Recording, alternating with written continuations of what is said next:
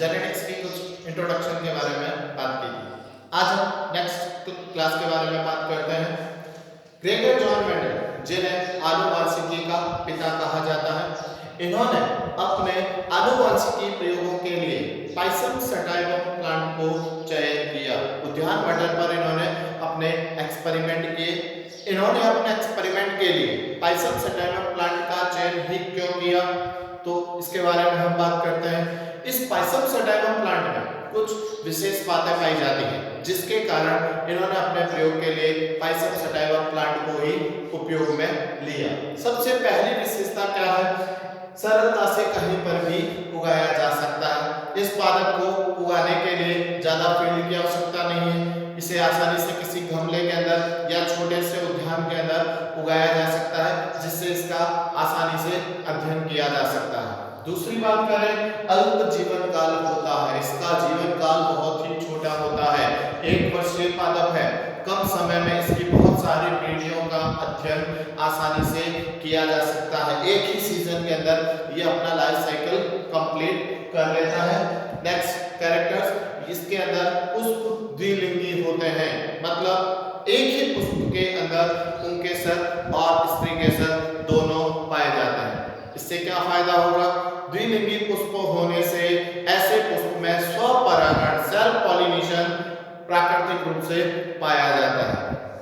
Next character की बात करें, इनमें क्रॉस पॉलिनेशन करवाया जा सकता है। इट मींस आर्टिफिशियली कृत्रिम रूप से परपरागण इनमें करवाया जा सकता है।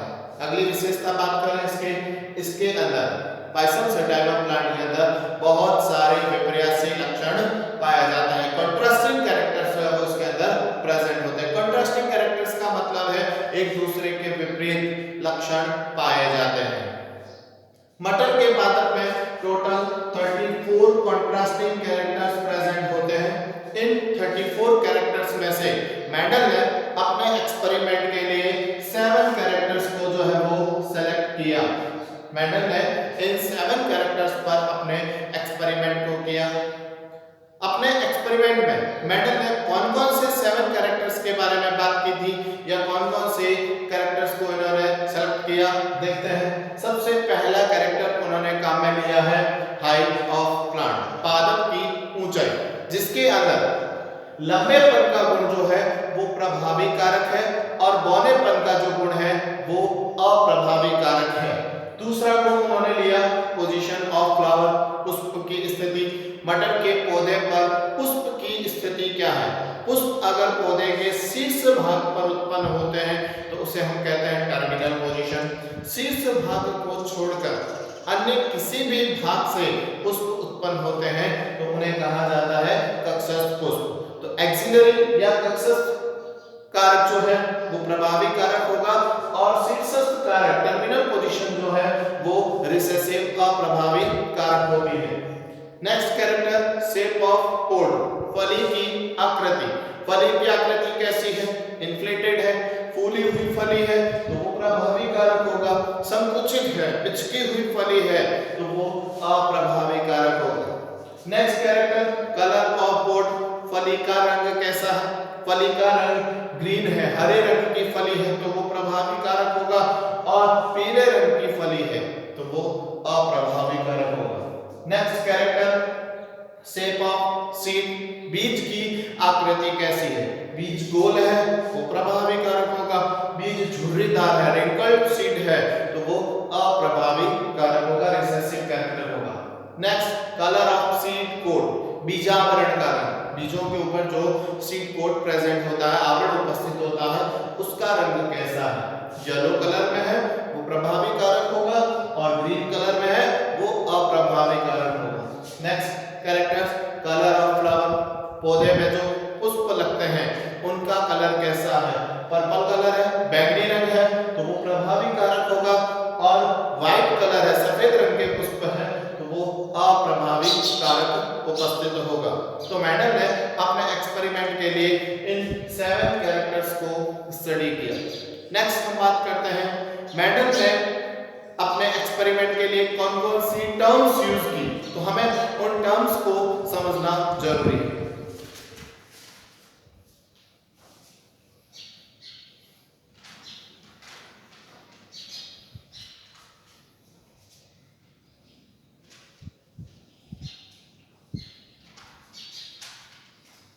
जिन्हें हम यूं भी कह सकते हैं मेंडल ने अपने प्रयोगों के लिए किन किन शब्दों का इस्तेमाल किया, कौन कौन से वे शब्द है, तो इन्हें हम कह सकते हैं पारिभाषिक शब्दावली।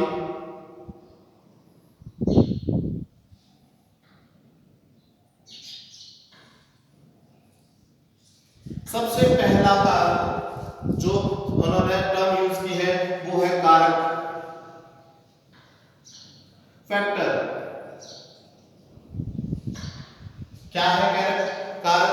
किसी एक लक्षण का नियंत्रित करने वाला गुण, जिन्हें एट प्रेजेंट टाइम के अंदर जीन कहा जाता है। मेंडल ने जिन्हें कारक नाम दिया था, इन्हें अभी जीन कहा जाता है। दूसरा कारक है gene.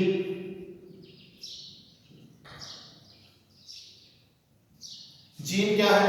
Segment of DNA. DNA का खंड जो किसी विशिष्ट लक्षण को क्या करता है? नियंत्रित करता है, जिसे जीन कहा जाता है। Next word युग्मविकल्पी।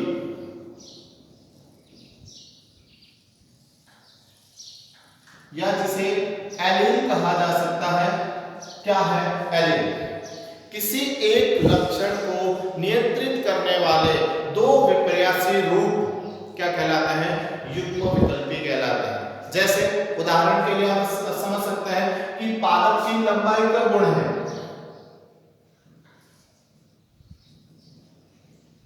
पादप की लंबाई का गुण है, इसके दो विशेष लक्षण हो सकते हैं, दो विपर्यासी लक्षण हो सकते हैं। एक है लंबेपन का गुण और दूसरा है बौना।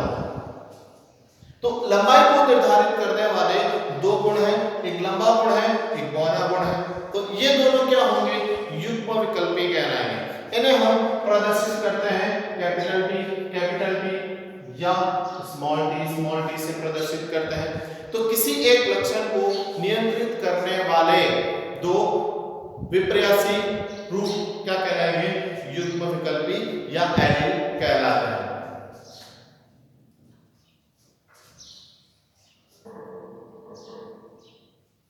नेक्स्ट हम बात करते हैं लक्षण प्रारूप, फिनोटाइप।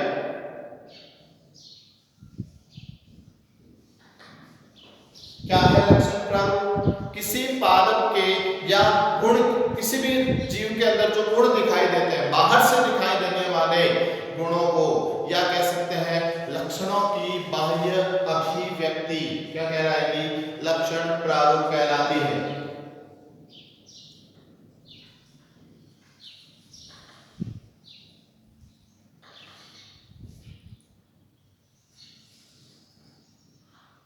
लक्षणों की बाह्य अभिव्यक्ति उदाहरण से समझ सकते हैं। जैसे पादप लंबा है या बौना पादप है।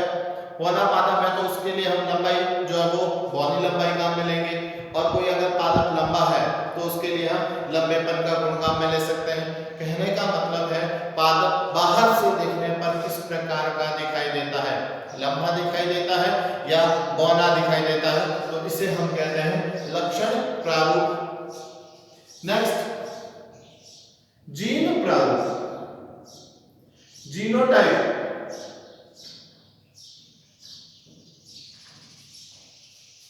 इसको हम इस तरह से परिभाषित कर सकते हैं कि पादप के लक्षण को नियंत्रित करने वाले जीनों का स्वरूप कैसा है।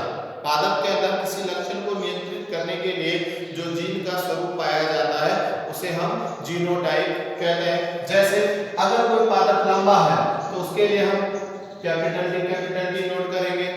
अगर कोई पादप बौना है तो उसके लिए हम स्मॉल टी काम में लेंगे। अगर इन दोनों का संकरित पादप है तो उसके लिए हम कैपिटल टी स्मॉल टी काम में लेंगे। तो ये क्या कहलाएगा? ये उसका जीनोटाइप कहलाएगा। नेक्स्ट डेफिनेशन या वर्ड्स के अंदर अगर हम बात करें, समयुग्मजीव।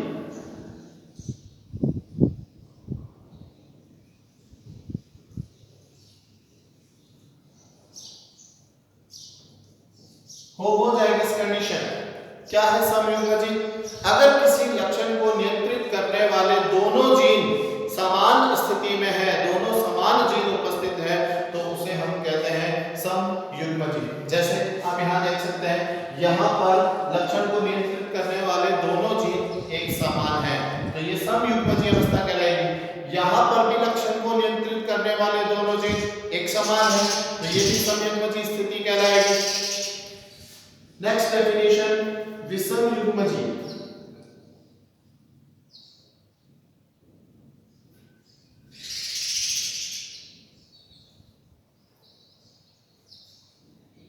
हेटेरोजाइगस कंडीशन, अगर किसी लक्षण को नियंत्रित करने वाले दोनों जीन अलग अलग उपस्थित है, विषमयुग्मजीय अवस्था कहलाएगी। जैसे आप यहाँ देख सकते हैं कि लंबेपन को नियंत्रित करने वाले दोनों जीन अलग अलग है, एक लंबेपन का, एक शुद्ध लंबेपन का कारक है, एक शुद्ध पौनेपन का कारक है, लेकिन ये दोनों जीन एक साथ अलग अलग स्थिति में उपस्थित है, तो इसे हम कहेंगे विषमयुग्मजीय लक्षण कहलाएगा।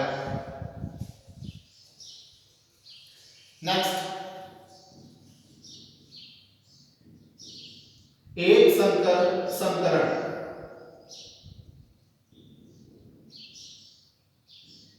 Monohybrid cross. क्या होगा मोनोहाइब्रिड क्रॉस?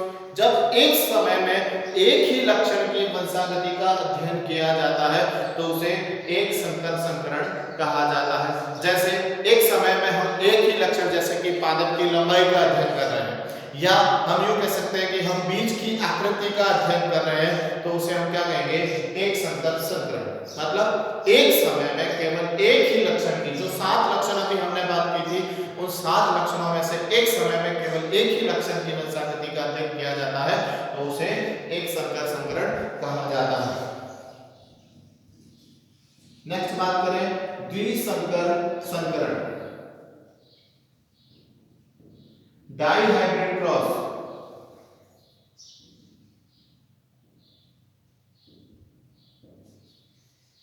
एक समय में जब 2 लक्षणों की वंशागति का अध्ययन किया जाता है तो उसे डाइहाइब्रिड क्रॉस कहा जाता है। जैसे हम पादप की लंबाई के साथ साथ बीज की आकृति का गुण ले सकते हैं, मतलब 2 जोड़ी लक्षणों की वंशागति का अध्ययन किया जाता है तो उसे डाइहाइब्रिड क्रॉस कहा जाता है।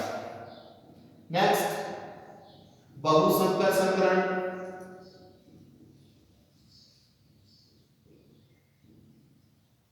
Polyhybrid cross.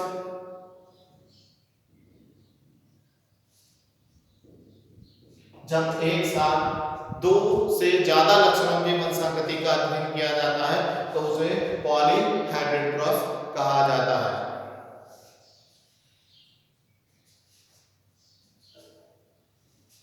कुछ अन्य शब्दों के बारे में बात करते हैं।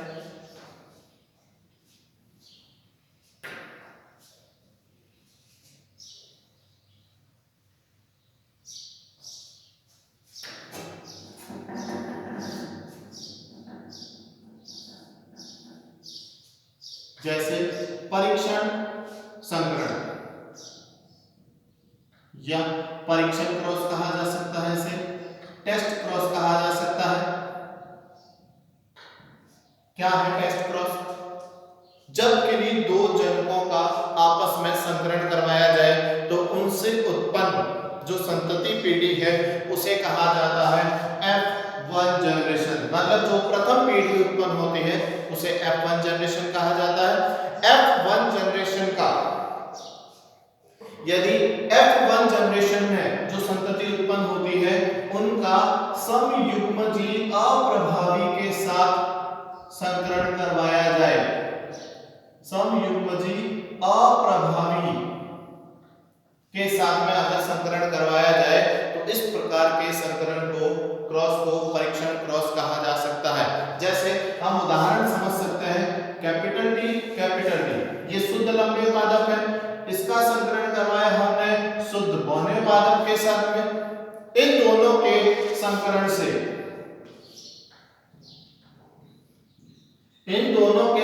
से एक नई पीढ़ी प्राप्त होती है जिसे F1 पीढ़ी कहा जाता है। यहाँ F1 पीढ़ी के अंदर दोनों पादप कौन सी स्थिति में है? विषमयुग्मजीय स्थिति में है।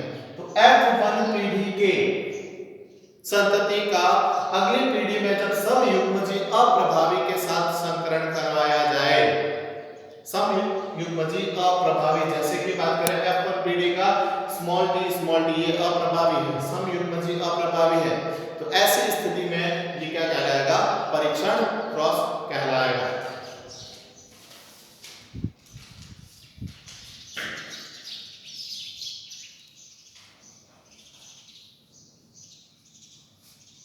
नेक्स्ट हम बात करते हैं प्रतीप संकरण। प्रतीप क्रॉस कहा जा सकता है या इसे बैक क्रॉस कह सकते हैं।